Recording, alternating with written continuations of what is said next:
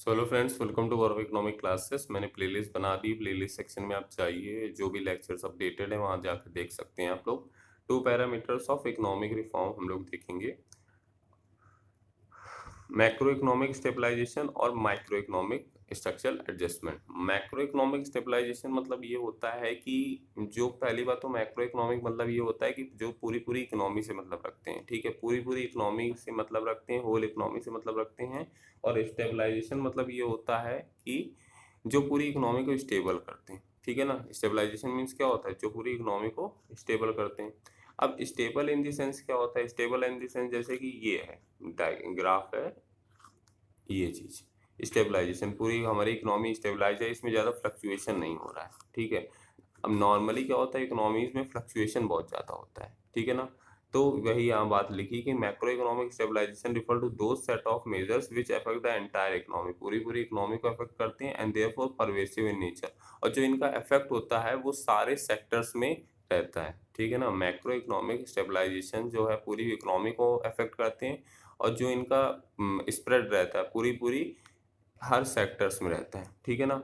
These measures include review, इसमें क्या क्या देखी जाती है, रिव्यू मॉनेटरी पॉलिसी रिव्यू, इसमें सबसे पहली बात मॉनेटरी पॉलिसी में देखा जाता है, fiscal policy and exchange rate policy का रिव्यू देखा जाता है कि कैसे परफॉर्म कर रहे हैं मॉनेटरी पॉलिसी, फिस्कल पॉलिसी और एक्सचेंज रेट पॉलिसी में क्या क्या जरूरत है। तो मॉनेटरी पॉलिसी मतलब होता है क्या, जैसे आरबीआई से रिलेटेड है मॉनेटरी पॉलिसी, आरबीआई से रिलेटेड है, जैसे कि बैंक रेट, रेपो रेट आपने सुना होगा। फिस्कल पॉलिसी मतलब होता है रेवेन्यू और एक्सपेंडिचर, जो गवर्नमेंट का रेवेन्यू और एक्सपेंडिचर है वो फिस्कल पॉलिसी में आता है। और एक्सचेंज रेट पॉलिसी मतलब होता है जैसे कि एक्सचेंज रेट, कितना एक्सचेंज रेट है, $1 72 का है, तो $1 जैसे 72 रुपीज़ का है, तो उसको स्टेबलाइज करना है, मतलब उसको कम करना है, जो रुपीज़ की वैल्यू हो गई है, बढ़ गई है, उसको कंट्रोल करना है, ठीक है ना। तो वही चीज़ यहाँ लिखी है कि the focus of these measures, in measures का फोकस ये रहता है कि जो कंट्री में क्राइसिस चल रहे हैं उसको उससे कोप अप करना, और जो कंट्री का जो बैलेंस ऑफ पेमेंट ड्विंडल हो रहा है, मतलब जो बैलेंस ऑफ पेमेंट कम होता जा रहा है, उसको क्या कहते हैं, सही करना, ठीक है। अब जैसे 1990s में हमारे यहाँ क्या हुआ था, हम 2 वीक का इम्पोर्ट बिल नहीं दे सकते थे, इतना हमारे यहाँ फॉरेन करेंसी का रिजर्व कम हो गया था, ठीक है। तो इन सब चीज़ों से कोप अप करना। अब जैसे बीओपी मतलब क्या होता है, बीओपी मतलब ये होता है कि जो कंट्री के जैसे क्रेडिट साइड और डेबिट साइड, ठीक है, बीओपी क्रेडिट साइड है, ये डेबिट साइड। जो पैसा कंट्री में आ रहा है वो क्रेडिट साइड लिखा जाता है, और जो कंट्री से पैसा जा रहा है वो डेबिट साइड लिखा जाता है, ठीक है। तो अब क्या होता है कि जैसे मान लीजिए आपकी कंट्री में कम पैसा आ रहा है, क्रेडिट कम है और डेबिट ज़्यादा हो गया, ठीक है। तो क्रेडिट अगर कम है और डेबिट ज़्यादा हो गया तो इसको हम क्या बोलेंगे, इसको हम बोलेंगे कि बीओपी हमारा डेफिसिट है, मतलब कि आपकी कंट्रीज में पैसा कम आ रहा है और आपकी कंट्री से पैसा ज़्यादा जा रहा है, तो उसको हम बोलते हैं बीओपी निगेटिव हो गया। और जब हमारी कंट्री में पैसा ज़्यादा आ रहा है और हमारी कंट्री से पैसा कम जा रहा है, ठीक है, तो उसको हम बोलते हैं बीओपी सरप्लस, ठीक है। तो मतलब पैसे आ रहा है अगर ज़्यादा तो वो हमारी कंट्री के लिए अच्छा है, ठीक है ना। अब देखिए, और जो गवर्नमेंट जैसे कोई लोन वगैरह लेती है बाहर से, तो उसको भी पे ऑफ करने के लिए गवर्नमेंट कहीं ना कहीं से फंड मैनेज करती है। तो ये सब मैक्रो इकोनॉमिक स्टेबलाइजेशन में इसके मेन मोटिव यही सब होते हैं। माइक्रो इकोनॉमिक स्ट्रक्चरल एडजस्टमेंट का मेन मोटिव ये रहता है कि ये पूरी एक होल इकोनॉमी से मतलब नहीं रखता है, ये एक क्या सेक्टर से मतलब रखता है। जैसे कि मान लीजिए इंडस्ट्रियल पॉलिसी से मतलब रखेगा, ट्रेड पॉलिसी से मतलब रखेगा, public sector policy, price policy, tariff policy, इन सब चीज़ों से मतलब रखता है, एक सेक्टर से मतलब रखता है, पूरी इकोनॉमी से मतलब नहीं रखता है, ठीक है ना। और जो मैक्रो इकोनॉमिक स्टेबलाइजर्स होते हैं वो शॉर्ट टर्म मेजर होते हैं, और इनका मेन मोटिव होता है कि करेक्ट करें overall imbalance in the system. और माइक्रो इकोनॉमिक स्ट्रक्चरल एडजस्टमेंट जो होते हैं लॉन्ग टर्म मेजर होते हैं, लंबे समय के लिए होते हैं, एमिंग एट इम्प्रूविंग, इनका मेन मोटिव होता है efficiency and productivity different sectors की बढ़ाना, ठीक है। अब देखिए first generation reform and second generation reform. First generation reform चले थे हमारे जो 1991 से आई थिंक 2000 तक चले थे, ठीक है। फर्स्ट जनरेशन रिफॉर्म जो थे 1991 से 2000 तक चले थे, 2001 तक आई थी, ठीक है, वो आप देख लीजिएगा, ठीक है। तो फर्स्ट जनरेशन रिफॉर्म जो थे वो हमारे 1991 से 2000 चले थे, are those which do not require any legislative action. मतलब लॉ, इसके लिए कोई लॉ की जरूरत नहीं होती है, ठीक है ना। जैसे फर्स्ट जनरेशन जो रिफॉर्म होते हैं जो थे, मतलब इसके लिए कोई लेजिस्लेशन एक्शन की जरूरत नहीं होती, लॉ की जरूरत नहीं होती, लॉ कोई एक्शन ले तभी ये रिफॉर्म टेक प्लेस होंगे। तो ये रिफॉर्म क्या होते हैं, जो गवर्नमेंट की एडमिनिस्ट्रेटिव और एग्जीक्यूटिव मशीनरी होती है वही ये सब ये रिफॉर्म मैनेज करती है, ठीक है ना।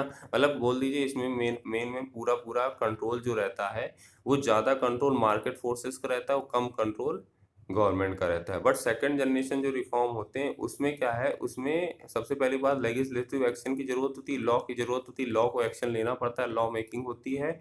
और ये एडमिनिस्ट्रेटिव और एग्जीक्यूटिव सेटअप की भी इनको जरूरत होती है, मतलब जो भी डिसीजन लेते हैं एडमिनिस्ट्रेटिव और एग्जीक्यूटिव लेते हैं जो गवर्नमेंट के होते हैं। इसीलिए सेकंड जनरेशन रिफॉर्म जो होते हैं बहुत ही डिलेड हो जाते हैं, और फर्स्ट जनरेशन रिफॉर्म ज़्यादा डिले नहीं होते क्योंकि इसमें मार्केट फोर्सेस मेन डिसीजन लेती हैं, ठीक है ना। अब देखिए an appraisal of LPG policies. LPG policies का कंक्लूजन क्या निकला, सबसे पहले हम देखते हैं मेरिट ऑफ एलपीजी पॉलिसी। जो लिबरलाइजेशन, प्राइवेटाइजेशन, ग्लोबलाइजेशन हुआ उसके मेरिट्स क्या निकले। सबसे पहली बात, vibrant economy. Indian economy has definitely become a more vibrant economy.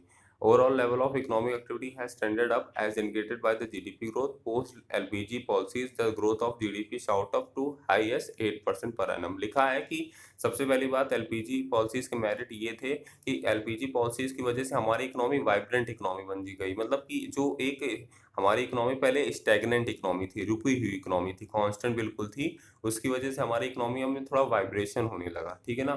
तो इसकी वजह से क्या हुआ, हमारे जब इकोनॉमी वाइब्रेंट इकोनॉमी बन गई तो इकोनॉमी एक्टिविटी काफ़ी ज़्यादा बढ़ गई। इकोनॉमिक एक्टिविटी आप लोग जानते ही हैं, जो पैसे से रिलेटेड एक्टिविटीज़ है, मतलब बिजनेस वगैरह काफ़ी चलने लगे, जीडीपी बढ़ी। और एलपीजी के बाद, मतलब 1991 में आया था एलपीजी, तो 1991 के बाद पोस्ट एलपीजी लिखा है ना, तो जिसके बाद हमारी जो जीडीपी है वो 8% पर एनम के हिसाब से ग्रो हुई है किसी किसी ईयर में, ठीक है ना। तो ये अच्छी बात है। Stimulant to industrial production. अब देखिए LPG policies have work a great stimulant to industrial policy. LPG policies ने क्या करा, एक एक हेल्प करा। जैसे मैं आपको पैसा दूं तो ये आपके लिए स्टिमुलेंट है कि मैंने आपको पैसा दिए तो आपके लिए हेल्प हो गई पढ़ाई में, ठीक है ना। तो एलपीजी पॉलिसीज ने क्या करा कि एक हेल्प करा इंडस्ट्रियल प्रोडक्शन में, इंडियन इकोनॉमी में। It is going to these policies, इन सब पॉलिसीज की वजह से आईटी इंडस्ट्री जो है इंडिया की, उसने ग्लोबल रिकॉग्नाइजेशन अचीव करा, ठीक है ना। मतलब बोलने का मतलब है एलपीजी पॉलिसीज की वजह से इंडस्ट्रियल प्रोडक्शन काफी बढ़ा, ठीक है।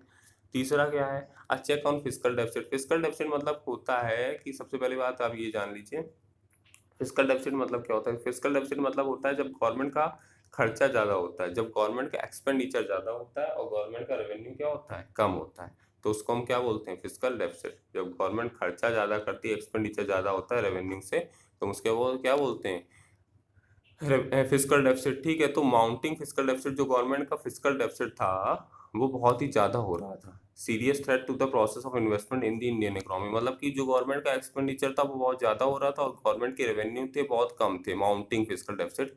तो from as high 8.5% of GDP, मतलब कि जो जीडीपी का 8.5% जो था वो गवर्नमेंट का फिस्कल डेफिसिट से मतलब हाई था। इतना मतलब बोलने का मतलब है कि जो गवर्नमेंट का खर्चा है वो बहुत ज़्यादा था और गवर्नमेंट की रेवेन्यू बहुत कम थी। अब जब गवर्नमेंट की रेवेन्यू बहुत कम है और खर्चा गवर्नमेंट का ज़्यादा है, तो गवर्नमेंट उस खर्चे को कहाँ से ला रही होगी, पैसा कहाँ ला रही होगी खर्चा करने के लिए।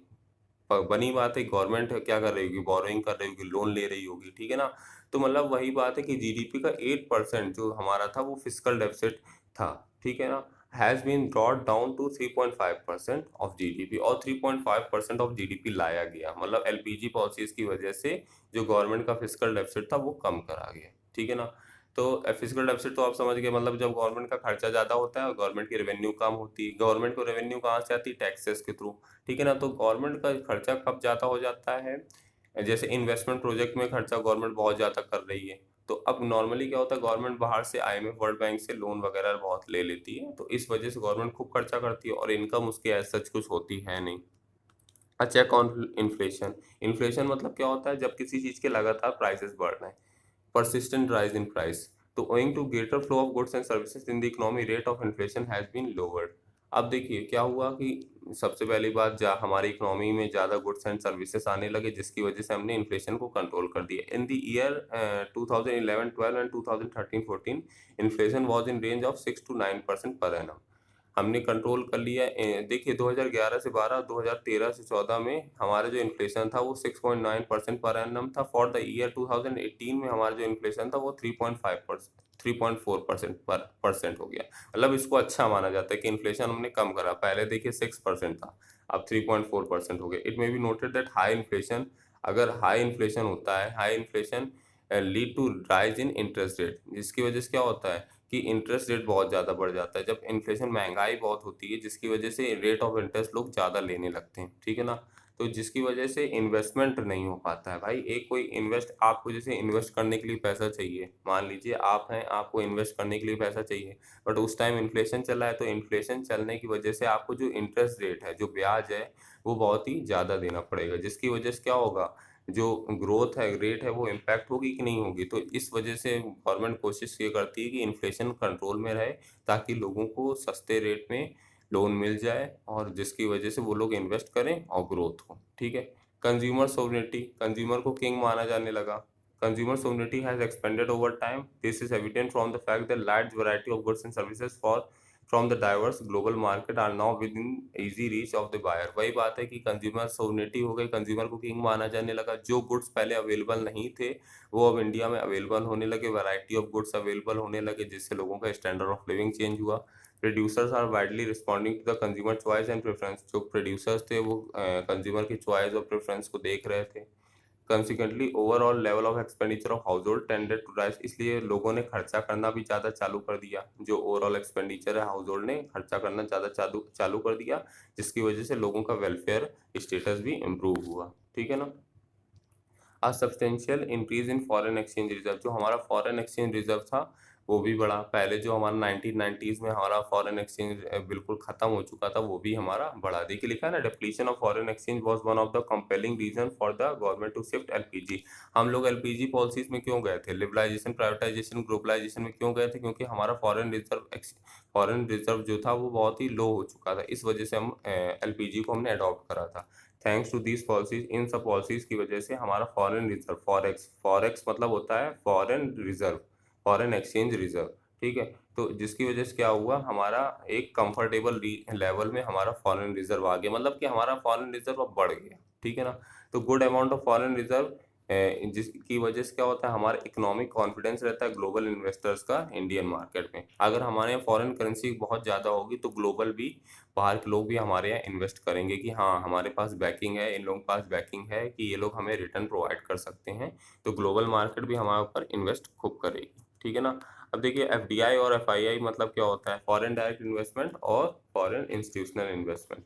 देखिए foreign direct investment refer to the investment by the foreigner by way of their business establishment in India, it implies ownership. देखिए एफडीआई में मतलब ये होता है कि बाहर वाला सीधे सीधे इन्वेस्ट करता है, उसे ओनरशिप से मतलब रहता है। वो किसी कंपनी में इन्वेस्ट एज अ वो शेयर होल्डर नहीं करता है कि उसे सिर्फ रिटर्न से मतलब हो, वो सीधे सीधे इन्वेस्ट करता है ओनरशिप के लिए, जैसे कोक, पेप्सी, डोमिनोज, मैकडी, ठीक है। तो ये सब क्या है, ये सब क्यों इन्वेस्ट कर रहे हैं, ये सब इनकी ओनरशिप से इनको मतलब। एफडीआई होता है सबसे पहली बात लॉन्ग टर्म के लिए, और दूसरी बात सीधे सीधे ओनरशिप से मतलब होता है। ये किसी कंट्री के शेयर, कंपनी के शेयर एयर नहीं परचेज करते हैं, ये सीधे सीधे अपना ही बिजनेस लगाते हैं और काफ़ी लंबे समय के लिए। एफआईआई मतलब ये होता है कि इंडियन कंपनीज में ये लोग पैसा लगाते हैं, शेयर्स वगैरह में पैसा लगाते हैं, जो गवर्नमेंट के जो बैंक हैं यहाँ के, उनमें पैसा लगाते हैं, ठीक है ना। तो एफआईआई जो होता है शॉर्ट टर्म के लिए होता है, foreign institutional investment short term के लिए होता है, और इनको सिर्फ रिटर्न से मतलब होता है, ये अपनी कंपनीज नहीं खोलते हैं, और ये यहीं की चीज़ों में इन्वेस्ट करते हैं, जैसे इंडियन कंपनीज में इन्वेस्ट कर दिया, या इंडियन जो बैंकिंग सिस्टम है उसमें इन्वेस्ट कर दिया। तो ये चीज़ रहती है कि मतलब इनका बोलने का मतलब है कि सीधे सीधे ये लोग क्या करते हैं, सीधे सीधे ये लोग शॉर्ट टर्म के लिए होते हैं, और इन्हें सिर्फ रिटर्न से मतलब होता है, ठीक है। अब देखिए flow of private foreign investment, private foreign investment has a quantum, जब प्राइवेट फॉरेन इन्वेस्टमेंट भी काफ़ी ज़्यादा बढ़ा एलपीजी पॉलिसीज की वजह से। This has been matter of great relief the government in view of fact domestic economy was not generating enough of surplus of reinvestment. अब देखिए ये प्राइवेट इन्वेस्टमेंट बढ़ा, क्यों बढ़ा, क्योंकि जो हमारे यहाँ की डोमेस्टिक इकोनॉमी थी वो उतना नहीं जनरेट कर पा रही थी सरप्लस की, उसे वो री इन्वेस्ट करें। मतलब डोमेस्टिक इकोनॉमी में जो कंपनियां थीं वो क्या कहते हैं, उतना सरप्लस नहीं जनरेट कर पा रही थी कि फिर से वो इन्वेस्ट अपनी कंपनीज में कर सकें, और हमारे यहाँ की जो पुरानी टेक्नोलॉजी थी वो आउटडेटेड हो रही थी। जो हमारे यहाँ की इंडिजीनियस टेक्नोलॉजी थी वो ऑब्सलीट हो रही थी, आउटडेटेड हो रही थी, जिसकी वजह से जो प्राइवेट फॉरेन इन्वेस्टमेंट आया उसको अच्छा माना जा रहा है, ठीक है ना। अब देखिए क्या हुआ कि it is significant to note that private foreign investment की वजह से हमारे यहाँ इनोवेटिव टेक्निक ऑफ प्रोडक्शन आया, ठीक है ना। अब देखिए recognition of India as a emerging economic power, India को एक इमर्जिंग इकोनॉमिक पावर माना जाने लगा एलपीजी पॉलिसीज की वजह से, क्योंकि इसमें बहुत ज़्यादा चेंजमेंट आए थे। It is owing to LPG policies, हमारे यहाँ की सबसे पहली बात इकोनॉमिक एक्टिविटी खूब बढ़ गई, एलपीजी पॉलिसी की वजह से हमारे यहाँ की इकोनॉमिक एक्टिविटी बढ़ गई, एक इंडिया को इकोनॉमिक पावर माने जाने लगा। This recognition particularly by the developed nation of the world not only raise India economic ranking in the world but also boost confidence of the global investor. भाई जब India को एक economic power माना जाने लगा, सबसे पहली बात डेवलप्ड कंट्रीज ने इंडिया को इकोनॉमिक पावर मानने लगे, तो इसकी वजह से क्या हुआ, ग्लोबल इन्वेस्टर का कॉन्फिडेंस बढ़ा, ग्लोबल इन्वेस्टर भी देखा कि हाँ भाई इंडिया की इकोनॉमिक पावर है, यहाँ इन्वेस्ट करने लायक है, ठीक है ना। तो इन्वेस्टमेंट का एक प्रिफर्ड डेस्टिनेशन बन गया, मतलब कि इन्वेस्टमेंट यहाँ, लोग ज़्यादातर इन्वेस्टमेंट यहाँ करने लगे, ठीक है। अब देखिए, अब पहले क्या था, हम लोग मोनोपोली मार्केट में कंप्लाई करते थे, मतलब गवर्नमेंट ने पूरा पूरा कंट्रोल कर रखा था। तो गवर्नमेंट ने पूरा जब कंट्रोल कर रखा है तो उसे हम क्या बोलते हैं, मोनोपोली मार्केट, ठीक है, और कोई वहाँ नहीं कंपनी खोल सकता। बट अब हम मोनोपोली मार्केट से किस में शिफ्ट हो गए थे, कॉम्पिटिटिव मार्केट, कि अब वही इंडस्ट्रीज चल पाएंगी जो क्या होगा, जो जिनका जिनका क्या होगा, जिनको कंपटीशन फेस कर सकते हैं, जिनकी डिमांड और सप्लाई होगी, जिसकी ज़्यादा डिमांड होगी वही आज के टाइम इंडस्ट्री टिक सकती है, अगर जिसकी डिमांड नहीं होगी वो इंडस्ट्री नहीं टिक सकती। जैसे कि आप देखिए कितनी कंपनी आई थी, स्पाइस का फ़ोन आया था, वीडियोकॉन का आया था, कई सारे लेमन एमन के फ़ोन आए थे, वो सब आज मार्केट में है नहीं, क्योंकि मार्केट में क्या हुआ, नई नई टेक्नोलॉजी आ गई, तो उनकी डिमांड किसी ने कर सबने करना बंद कर दिया, तो ठीक है ना। तो अब जो इंडियन मार्केट में क्या हुआ, अब जब कंपटीशन आता है तो कंपटीशन आने से क्या होता है, जो डोमेस्टिक इकोनॉमी है, जो डोमेस्टिक इकोनॉमी में हमारे यहाँ जो कंपनीज हैं, हमारी कंपनीज हैं, वो क्या हो गई, वो अब थोड़ा मॉडर्नाइज हो गई, कि भाई उनको कॉम्पीट करना है, हमने अपनी इकोनॉमी भी ओपन कर दी है, तो अब क्या होगा, बाहर वाले आएंगे अच्छी अच्छी टेक्नोलॉजी लेके, और जब बाहर वाले अच्छी अच्छी टेक्नोलॉजी लेके आएंगे तो हमें उन्हें कॉम्पीट भी करना है, तो इस वजह से जो हमारे यहाँ की डोमेस्टिक इकोनॉमीज हैं, तो उन्होंने मॉडर्नाइज करना अपने आप को स्टार्ट कर दिया। जैसे कि for couple of decade back product like car, refrigerator, AC, PC, personal computer, AC were the monopoly market of select brand only. पहले क्या था कि एसी जो थी हमारे यहाँ, कार वगैरह थी, रेफ्रिजरेटर थी, ये सिर्फ कुछ ही फर्म्स थी जो हमारे यहाँ प्रोड्यूस करती थी, तो ये मन मुताबिक पैसा लेती थी। बट अब क्या हो गया, अब ये कॉम्पिटिटिव प्राइसेस में अवेलेबल है, जैसे हमने अपनी इकोनॉमी को ओपन करा, ग्लोबलाइजेशन हुआ, तो बाहर की भी मार्केट आई, तो बाहर की मार्केट आई तो एसी वो कम प्राइस में प्रोवाइड करने लगी, तो जिसकी वजह से क्या हुआ कि हमारे यहाँ का जो प्राइस था वो उस डिमांड और सप्लाई के अकॉर्डिंग एडजस्ट हुआ। मैं आपको एक एग्जांपल देता हूँ, जैसे कि मान लीजिए आप, पहले क्या था कि सैमसंग की जो 32 इंचेस टीवी आती थी, एलईडी टीवी, तो वो मिलती थी 20,000 की, और एमआई की जो आती थी टीवी वो मिलती थी 12 या 13,000 की। तो लोग किसकी डिमांड करने लगे, एमआई की टीवी की डिमांड करने लगे, ठीक है, लोगों को चीप चाहिए और थोड़ा अच्छा चाहिए, तो लोग एमआई की टीवी की डिमांड करने लगे। अब क्या हुआ, अब ये हालत हो गई, सैमसंग ने अपना भी प्राइस कम कर दिया। क्यों कम कर दिया भाई, क्योंकि उसे मार्केट में कॉम्पीट करना है, ठीक है ना। तो जिसके अब ये बोलने का मतलब ये है कि कंपटीशन के आने से मेन कंज्यूमर ही का फ़ायदा होता है, और एक मॉडर्नाइजेशन होता है, ठीक है ना। तो ये एलपीजी की वजह से हमें ग्रोथ मोमेंटम मिला, लोगों का वेलफेयर हुआ, और इकोनॉमिक पावर हम लोग बन गए, ठीक है ना। अब हम लोग डीमेरिट्स इसके पढ़ेंगे नेक्स्ट सेक्शन में, ठीक है। Thank you very much, keep watching Gaurav economic class.